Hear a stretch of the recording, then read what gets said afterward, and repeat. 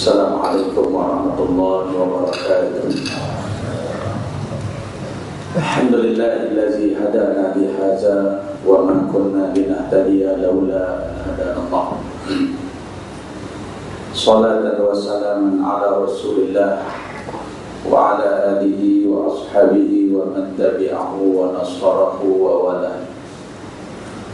Rabbi shrah li sadri wa yassir li amri wahlul 'uqdatam min lisani yafqahu qawli. Alhamdulillah, kita bersyukur kepada Allah Subhanahu wa taala dengan keizinannya, rahmat daripada Allah, kita telah berjaya menjadi tetamu Ramadan yang sudah sampai kepada fasa akhir Ramadan. Ramadan hampir meninggalkan kita. Tuan-tuan, tentu ada perhitungan yang harus kita buat supaya biarlah Ramadan itu pergi meninggalkan kita, tetapi kita tidak meninggalkan Ramadan. Seorang ulama berkata, biarlah Ramadan itu pergi meninggalkan kita, tetapi jangan kita meninggalkan Ramadan. Maksudnya tarbiyah didikan hebat yang kita lalui selama sebulan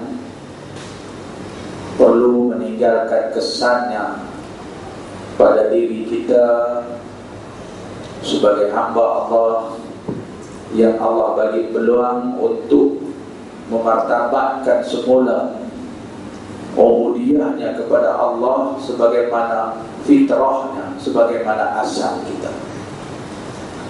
Tuan-tuan dan puan-puan sekalian, asal kita, fitrah kita cukup hebat di sisi Allah Ta'ala.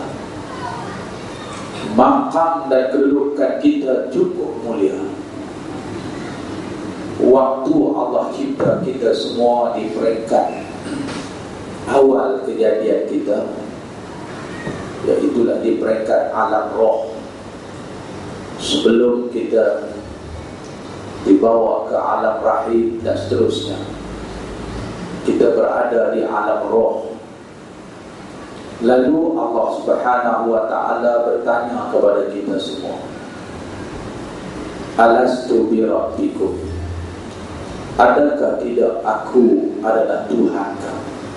Semua orang kena tanya. Yang lahir ke dunia sekarang ni, ataupun yang Allah bagi kelahiran kepada dia, merasai kehidupan dunia, mereka ni dulu telah menjawab di depan Allah, Bala syahidina, bahkan ya Allah, kami naik saksi bahawa Engkaulah Tuhan yang kami sembah, tak ada Tuhan lain dah. Satu pengakuan yang menunjukkan begitu tinggi derajat kehambaan kita kepada Allah Subhanahu wa ta'ala. Siapa yang tak boleh jawab Bala syahidina, dia tak lahir mai ke dunia. Makna yang lahir mai ke dunia ni, baik yang sembahyang tarawih, yang tak sembahyang tarawih, yang puasa, yang tak puasa, yang mau ke Islam, yang tolak Islam, yang Islam, yang kafir, asalnya semua hebat di sisi Allah Ta'ala. Fitrah dia cukup mulia di sisi Allah. Sebab tu Nabi kata apa? Kullu mauludin yuladu ala fitrah. Tiap anak lahir daripada perut mak dia, lahir di atas fitrah. Fitrah makna asalnya, kejadian dia, selain suci bersih, suci dan bersih juga iman dia dan ketakwaan dia kepada Allah Subhanahu wa ta'ala. Jadi bila lahir mai ke dunia, bila kita berdepan dengan ujian Allah Subhanahu wa ta'ala terhadap pengakuan kita, maka di sinilah ada orang yang rosak fitrah dia. Ada orang yang musnah langsung fitrah dia, hebat dan takwa dia kepada Allah Subhanahu wa ta'ala. kepada atas dunia ni hak baik hak jahat, bergantung kepada kejayaan dia mempertahankan fitrah. Jadi kita orang yang beriman, Allah bagi Ramadan tiap-tiap setahun sekali. 11 bulan kita hidup berdepan dengan cabaran, berdepan dengan ujian keimanan, ketakwaan kita. Bila masuklah saja bulan Ramadan, Allah berkemah balik kita supaya jadi orang yang kuat, yang mampu mempertahankan fitrah dia, yaitu orang yang bertakwa di sisi Allah. Sebab tu 8 hari, 7 hari lagi kita nak raya. Apa dia yang dinamakan hari raya? Hari raya Aidil Fitri, antara nama raya. Hari raya fitrah. Fitrah tu selain daripada makna zakat fitrah, dia adalah kita merayakan, kita berjaya mengembalikan kita balik kepada fitrah, orang yang bertakwa. Ini yang harus kita faham, tuan-tuan. Sebab tu kita nak bersiap betul-betul layak jadi orang yang nak sambut kejayaan raya. Jangan kita bersiap baju kurung, sut Melayu, kuih raya, elemen London, elemen Sungai Tani. Tapi apa dia kejayaan yang harus kita nak buktikan, yang kita benar-benar layak untuk bertakbir, meraihkan, iaitu kita balik kepada fitrah kita. Orang yang bertakwa kepada Allah, yang paling tinggi yang bertakwa. Sebab tu ada ulama kata, laisal ain man labisal jadid wa akala al-lazid, walakin ain man khabahu tazid. Bukanlah raya itu hanya orang yang berpakai pakaian serba baru, wa akala al-lazid, dan makan yang sedap-sedap, walakin ain, tetapi yang kata raya itu man khabahu tazid, mereka yang takwanya kepada Allah bertambah. Ni yang Ramadan proses kita. Kita dah sampai fasa akhir untuk menjana balik fitrah kita. Tuan-tuan, cantiknya modul yang ada dalam Ramadan. Tidak sampai penghujung lah. Banyaklah kalau kita nak cerita. Satu saja nak ambil malam ini. Ramadan mendidik kita supaya memiliki asas utama untuk kita jadi orang yang bertakwa sebagaimana fitrah kita. Siapakah dia? Orang yang boleh naik darjat dia kembali balik kepada fitrah. Orang yang mempunyai sifat sabar dalam diri dia. Sebab tu puasa ni bukan ada apa, dia sabar. Siang malam kita duduk main dengan sabar. Ya. Tiap-tiap hari Allah tak bagi kita makan sejak daripada naik matahari sampai tenggelam matahari. Tengah hari kita buka air rumah kita, tengok ayat olin, ayat sirap, syok, sejuk. Walaupun dia halal hak kita, tapi Allah haram dari Ramadan sedang mendidik kita menjadi sabar. Buka pula tengok atas meja kita, tengok apa? Tengok cucuk pisang hak kemarin, hak yang lembek, hak tu sedap tengah hari. Walaupun dia hak kita halal, tapi Allah haramkan. Pasal apa? Nak bagi didik kekuatan sabar dalam diri kita. Suami isteri halal kita, bini ada kat kita halalan, suami ada kat kita pun halal, kita nikah elok. Ada tu imam, ada saksi, ada wali, ada ijab, ada kabul, ada surat nikah, semua ada siap. Tak ada kata dia nikah pokok dah siap ada. Semua halal, tapi Allah haramkan kita bersama siang hari. Kenapa Allah nak dengar kita? Tidak. Ini modul yang ada dalam Ramadan yang cukup hebat. Nak mengangkat kita balik kepada fitrah, asas yang kena ada ialah sabar. Kita tengok apa definisi orang yang tinggi derajatnya di sisi Allah. Takwa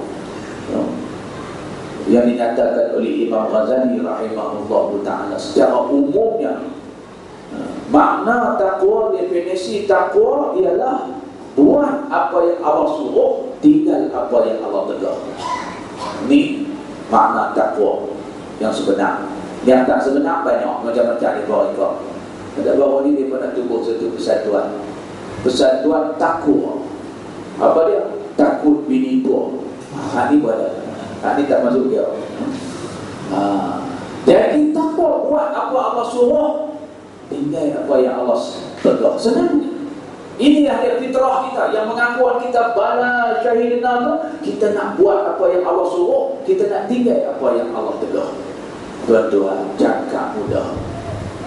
Nak buat apa yang Allah suruh, kena ada sabar baru boleh buat. Lalu tu juga nak tinggal apa yang Allah tegak, kena ada sabar baru boleh buat, baru boleh tinggal. Tengok Ramadan didik kita, tuan-tuan, dengan sabar kita boleh buat apa yang Allah suruh, walaupun berat. Puasa bukan senang. Bulan lain buka puasa ni, adalah yang boleh. Ramai yang bini dia nak pujuk ajak teman dia puasa. Pak hang puasa dah sunat, aku nak puasa kau. Hang puasa seorang sampai kalau tinggal puasa, marah kat bini dia. Nak sampai bini ubud barulah kau. Tak mau tak apa. Jodoh. Ubud kau tak tahu. Jadi bulan Ramadan senang. Pasal apa? Sabar. Bila ada sabar, kita boleh buat apa Tuhan suruh. Ni tuan-tuan main terawih. Bukan larat mana letih ke kan? Letih kerja sebab saya, letih puasa. Patut letih buka puasa pula. Buka puasa pun letih. Apa kawan dengan kaki makan? Nasi Arab 2 pinggan. Pas sebut, lepas tu nak turun main sembahyang tarawih, laksa pula pinggan. Letih. Tak bisa sabar. Main juga suruh main. Main tu imam sujud lama lah. Lama. Laksa keluar tengah 2 inci. Letih lagu mana pun dia boleh buat. Pasal apa? Pasal ada sabar. Tuan-tuan nampak sedap lah. 30 hari Allah duk didik kita. Makin sok. Bukan senang. Ada tengah lena, gerak bangkit semua makan. Mata nak celik pun, tapi kita bangkit. Ini modul Ramadan. Mendidik kita nak jadi orang yang tinggi darjatnya sebagaimana fitrah. Kita kena ada sifat sabar baru boleh. Nak tinggal yang Allah tegak, betul? Tak boleh kalau tak ada sabar. Orang perempuan kata lalu dekat aurat, dia masa nak tutup habis kalau tak ada sabar, tak boleh. Nak tinggal kehidupan yang Allah murka dekat aurat, tak boleh. Takut dia orang kata apa, takut orang bagi ustazah. Tu tak apa juga, takut lagi dia kata, nak jadi bini nombor 4 ustazah hari terus apa? Dia senang, tak apa lah, tak boleh ustazah terus, tak harus lacik terus menjadilah. Lagi tak ada sifat sabar, tak boleh buat. Tak boleh pakai tudung, tak boleh labuhkan tudung. Memenuhi apa yang Allah hendak, nak berhenti dulu buat kerja yang Allah nak. Bila ada sabar baru kita boleh buat. Jadi tuan-tuan, yang ni kita nak miliki. Jangan kita hanya sabar di bulan puasa. Boleh puasa, boleh tarawih, boleh main kuliah subuh. Kita nak teruskan, menunjukkan yang kita berjaya, memiliki asas untuk kita jadi orang yang sebagaimana fitrah kita di luar Ramadan. Kalau bulan Ramadan tuan-tuan boleh sabar, main surau ramai sembahyang tarawih, kita nak tengok Syawal ni mau ramai dia boleh juga. Jangan tuan-tuan tak sabar. Bila tak sabar, tak ada main. Kan? Dan kita tengok orang-orang yang tinggi derajatnya di sisi Allah, para anbiya, para mursalin, semuanya orang yang sabar yang mengangkat mereka hebat. Allah bagi ujian mereka sabar, dengan sabar itulah mengangkat martabat mereka di sisi Allah. Kita tengok daripada Nabi Allah Adam sampai Nabi Muhammad SAW. Mana dia Nabi yang senang, yang Tuhan tak uji dengan susah. Tapi kerana ada sabar, mereka boleh naik. Daripada tu ada. Kita tengok tu ada. Kan? Jadi cerita Tuhan buat keluar mai ke dunia tu dan syurga dia. Mai pula terpisah suami isteri. Tapi itu adab sabar kan. Susah. Terpisah suami isteri susah. Kita bini balik beranak pun tak tidur dalam rumah. Itu kedai kopi ya, kan. Seorang Allah pisahkan seorang di India tu Adam, tu Hawa di Saudi, di satu tempat yang dinamakan Jeddah, ambil nama tu Hawa. Jeddah maksudnya datuk perempuan, Jaddud datuk laki-laki, ambil nama Jeddah, tu perempuan. Sebab tu dapat ke orang Melayu dia berkelahi, dia mengaki kawan dia hadap Jeddah sampai ketua dia mati. Dia ketua. Tapi itu adab sabar, berdoa Rabbana zalamna anfusana wa illam taghfir lana wa tarhamna lanakunanna minal khasirin. Akhirnya sampai di Arafah. Tengah riwayat menyatakan sampai di Jabal Rahmah di Arafah. Pakat duk cari terjumpa di atas bukit Jabal Rahmah. Bagi Jabal Rahmah, bukit kasih sayang. Jumpa tu ada tu. Kan berkat sahabat mereka Allah pertemukan. Lepas tu boleh kata Syekh Haji Umrah ni sampai tahun dia disyarahkan dengan ada tuan-tuan perempuan, siapa yang berat jodoh naiklah atas bukit ni, doa lah insya-Allah bertemu jodoh. Dia buat berdoa sampai berbunyi bunyi kan. Makbul semua insya-Allah temu. Kan? Kalau perempuan berat jodoh naik doa atas tu insya-Allah. Tak ada lagi turun-turun bukit tu Bangladesh melambak ke bawah tu biarkan kayu pokok mau kata. Jadi sabar itu ada. Lalu tu juga Nabi Musa alaihissalam, Nabi Muhammad, Nabi Ayub alaihissalam. Kita bercerita Allah subhanahu wa ta'ala menceritakan wa mengisytiharkan kepada mereka semua bahwasanya Ayub ni adalah hamba Allah yang makam dia cukup tinggi di sisi Allah Ta'ala. Lalu Iblis mencelah, kata Iblis, ya Allah, engkau tak boleh menabarkan Ayub ni sebagai orang yang hebat dan tinggi selagi engkau belum izin aku untuk mencuba. Lalu Allah pun izin. Nabi Ayub pun buat Iblis pun macam-macam perancangan dia nak menguji Nabi Ayub. Nabi Ayub punya harta ladang yang subur.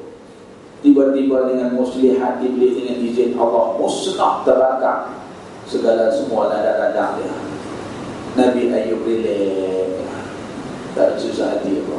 Iblis kata macam mana nak buat, dia tak ada apa. Dia tidak sabar. Nabi Ayub ada beberapa orang anak yang dia sayang. Lalu dengan perancangan Iblis ni mati habis anak-anak Nabi Ayub. Nabi Ayub pun relax, sabar, tak ada problem Allah. Iblis kata jelek kuih, nak buat lagu banyak pula Ayub. Lalu Iblis masuk dalam tubuh Nabi Ayub, bagi sakit pula. Sebab tu penyakit ni kadang-kadang dia daripada Iblis, bersyaitan. Lepas tu kita kena berubat dia pun dengan cara Islam, cara Quran, perawatan Islam yang ada. Kadang-kadang kita berubat rantau hospital tak mau jadi, tapi kita berubat dengan Quran atau Iblis. Dia masuk dalam tubuh Nabi Ayub. Lalu Nabi Ayub menghadapi penyakit yang cukup dahsyat. Ada pendapat menyatakan kanser, ada pendapat menyatakan kudi buta menyerang Nabi Ayub. Habis semua badan dia sehingga berulat kudi-kudi. Satu hari Nabi Ayub tu tengok ulat tu ada belakang kaki dia, kudi tu makan kudi dia. Kata jatuh seekor ulat, dia angkat balik ulat tu, dia letak atas kudi dia, makanlah ulat. Oh, ini rezeki tu dia Nabi Ayub punya sabar. Kita baru suspek lagi di bulan kelabu. Oh, suspek belum confirm lagi. Tak apa. Jadi sabar ni. Akhirnya semakin hari semakin teruk sampai tinggal kulit dengan tulang. Nabi Ayub waktu tu dia ada 2 orang isteri setengah pendapat kata, dia kata kat isteri dia, wahai isteriku, aku dah tak punya apa-apa lagi dah, harta benda pun tak ada, berderak apa pun tak ada. Siapa yang teringin nak bebas, pilih aku rela dulu. Kan? Lama-lama hak muda tu aku. Tinggal hak tu tu mula tentunya. Lepas tu tak apa. Sampai satu mereka pula busuk Nabi Ayub ni tubuh dia. Orang kampung nak pasal gigi hambat. Nak lari tak boleh, tak ada tak apa yang nak. Isteri dia hancur ni, kendong dia bubuh dan kain bawa pergi kampung. Pergi sampai situ orang hambat juga, bawa pula ni jalan dia. Oh, isteri tu. Sebab tu tuan-tuan saya nak pesan, kalaulah tuan-tuan ternikah dua, saya aku dah, saya takut lagu saya juga kan, takut bini tua. Kotlah kata hak tua dengan buat lebih kurang. Semua hak tu. Banyak duk tengok orang hak nikah banyak ni, sampai sihat dia orang kata, mai sakit dia nak duga tu. Dia tak berarti main kita tahu kita tak tengok. Bawa tuan-tuan lawak ya. Pun sabar Nabi Ayub sampai mereka tu. Akhir sekali isteri dia kata, wahai Ayub, kenapa tak doa kepada Allah? Engkau adalah utusan Allah, doa kau makbul. Nabi Ayub kata kat isteri dia, kata, wahai isteriku, cuba tolong dia rasa berapa lama lah Tuhan bagi aku sakit. Kira-kira berapa bulan, tak sampai setahun. Baik, sekarang hang kira pula berapa lama Allah bagi sihat aku. Kira-kira 40 tahun lebih lah. Kalau begitu Allah bagi sihat ke aku, nikmat sihat lebih lama daripada Allah bagi nikmat sakit. Nak kandung buat apa? Tu dia main sabar. Tuan-tuan tu kalau kena kecil manis apa dengan doa pula juga. Umur 51 baru kena kecil manis, 50 tahun kita sihat.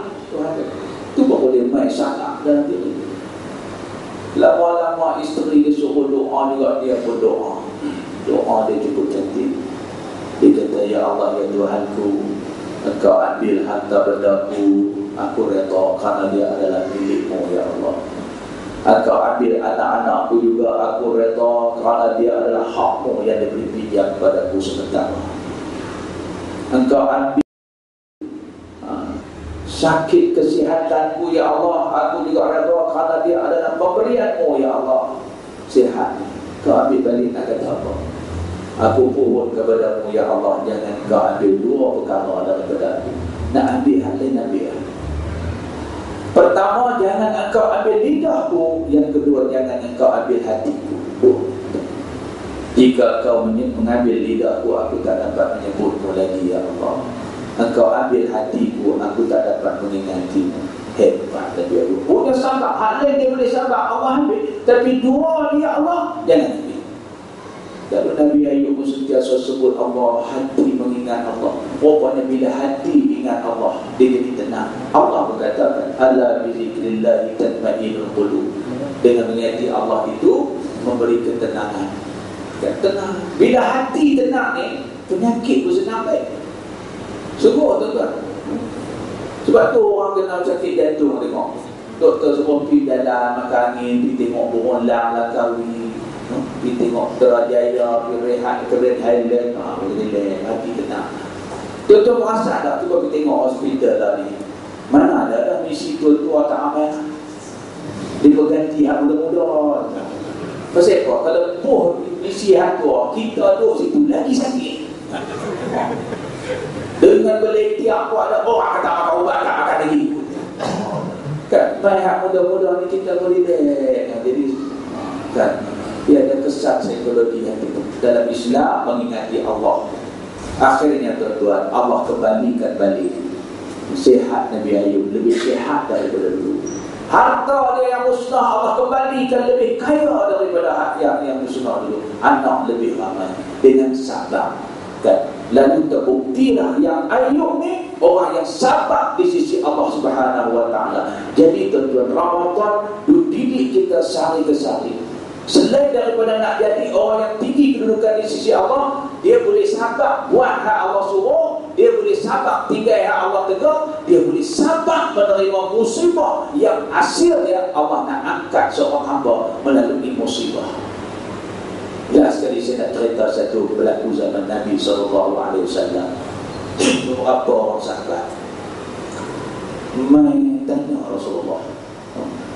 Dia berkata, ya Rasulullah, pasal apa kami orang yang beriman ni, beribadah dan beriman, selalu Allah bagi musibah macam-macam, bagi sakit, bagi susah bak makan minum, bagi susah bak anak-anak, musibah tu musibah. Pasal apa? Sepatutnya kami orang beriman yang Allah bagi senang, tak ada susah. No, orang yang tak beriman pula kadang-kadang tak tahu susah pun. Macam Fir'aun, kita tengok sehat, tak ada pening kepala pula, dia kata Fir'aun. Sepatutnya buat-buat ni lah Allah bagi musibah. Tuan-tuan pun kadang-kadang terfikir juga orang. Awak lah, aku ni sejak tu jadi orang surau ni, kecil manis pun main, dah orang tinggi pun main. Dulu masa tu pergi karaoke sehat je no, tak ada apa.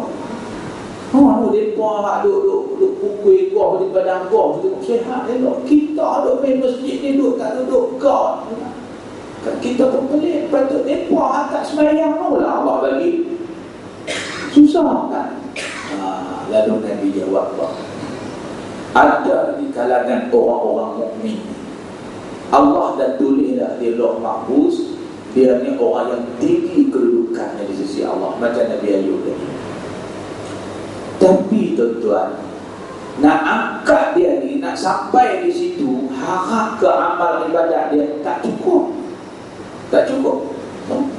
Ya, ismayah pun waktu ni lohok dekat nak asap orang semayang. Dia jadi begitu. Tak cukup. Duk lah tengok gambar Hindustan ni, kalau berhenti ni jadi sambung balik tak faham dah. Situ tunggu sampai habis dekat nak asap. Anak dia kata, mak awak bayang lohong dekat asap. Hang apa tahu lah ayam mahal, iman ayam. Habis ayam sembayang sekali, boleh sembayang 2 kali. Kena anak dia.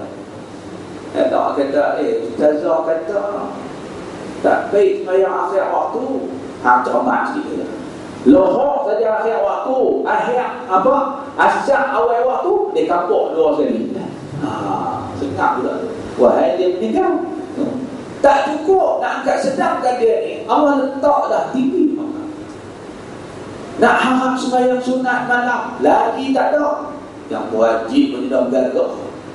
Nak kata bangkit malam sembahyang tak ada, bangkit kencing selalu. Sedekah lagi tak ada. Tabung surau ni duduk sekupang tu daripada mula buat tu sampai dah. Tambah lah pula duit sekupang ada kupang sama, dia bobok peluk 2 kupang. Allah silap yang kerajaan ni pun buat duit buat semacam kupang ada kupang. Dia nak pos duit tu gagal kan. Gagal. Lebih RM1 ada rezeki tak kena. RM5 pun ada. Kau ingat RM1 bobok 5 haram boleh. Depa pun buat duit semacam macam. Jadi terus tak cukup.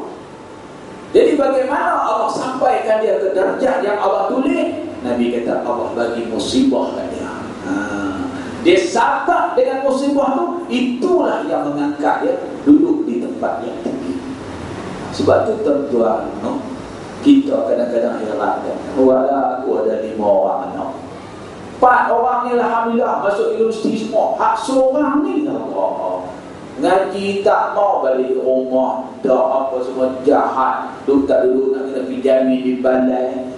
Ada orang kadang-kadang kalau dulu ni hampir susah balik, bukan anak aku. Kita silap. Mungkin Allah nak angkat kita dengan sebab anak ni. Sabar kita menerima Allah qada dan qadar kat kita, Allah nak tengok, Allah bagi peluang. Ibadat kita mungkin tak cukup. Lalu Allah bagi kesusahan dengan anak-anak, Allah bagi kesusahan dengan suami, dengan isteri. Kita bukan kadang tu elok kata orang hebat hantau mat. Bini hang duk naik motor dengan mengelak dia. Nak pulang dah duk elok dia. kita sabar terima. Kenapa? Mungkin Allah nak angkat kita melalui yang ini. Sebab apa yang kesusahan yang kena ke orang mukmin tak rugi. Dalam satu hadis Nabi sebut, ajaban li amril mukmin, satu keajaban bagi kehidupan orang mukmin ini. Iza asabahu khairun fahuwa khairul lahu. Bila mengenai kepada dia kebaikan, itu adalah kebaikan bagi dia juga. Wa iza asabahu dharra'u, bila kena kepada dia kesusahan, fahuwa khairul lahu, itu pun baik bagi dia. Pasal apa? Nabi kata, bila timpa nikmat ke atas dia, dia bersyukur, dia dapat pahala syukur. Kalau timpa ke atas dia keburukan, dia sabar atas musibah tu, kan Allah angkat darjat dia, dia dapat pahala dan darjat dia diangkat. Jadi tak susah. Salah satu Allah angkat martabat hamba dia ialah dengan kesusahan, dan perlu kepada kesabaran. Nak jadi orang yang bertakwa tadi pun kena ada sabar. Jadi tuan-tuan, ini sifat yang mesti melekat dalam diri kita. Setelah sebulan Allah didik kita dengan ibadat puasa dan sembahyang malam yang kita buat, semuanya kalau kita tengok, kita kena buat dengan sabar. Kerana Allah nak bagi Ramadan ini meninggalkan kesan sabar di hati kita, supaya dengan sabar inilah boleh mengembalikan balik kita kepada fitrah kita, kepada asal kita, orang yang tinggi dan mulia di sisi Allah Subhanahu wa taala. Jadi tuan-tuan, biarlah Ramadan meninggalkan kita, kita tak boleh tahan, tapi kita jangan tinggal Ramadan, iaitu segala latihan ibadah yang Allah perkasakan kita dengan ibadah puasa ini, hikmah dia mesti kekal duduk dalam diri kita. Barulah kita kembali balik kepada asal kita, orang yang hebat.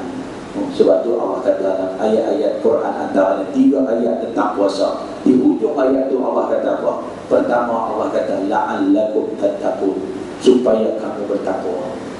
Satu lagi Allah kata la'allakum tashkurun, supaya kamu bersyukur. Satu lagi la'allahum yarshudun, supaya dengan puasa ini kamu mendapat petunjuk. Tuan-tuan, orang yang fitrahnya hebat ialah orang yang bertakwa, orang yang bersyukur, dan orang yang mendapat petunjuk Allah Subhanahu wa taala. Inilah dia janji Ramadan yang kita nak miliki kali ini. Kita tak harap yang akan datang, sebab yang akan datang bukan tentu milik kita. Maka Ramadan ini kalilah yang nak merubah kita, yang nak menjadikan kita kembali balik kepada fitrah. Wallahu a'lam, wabillahi taufiq wal hidayah. Wassalamualaikum warahmatullahi wabarakatuh.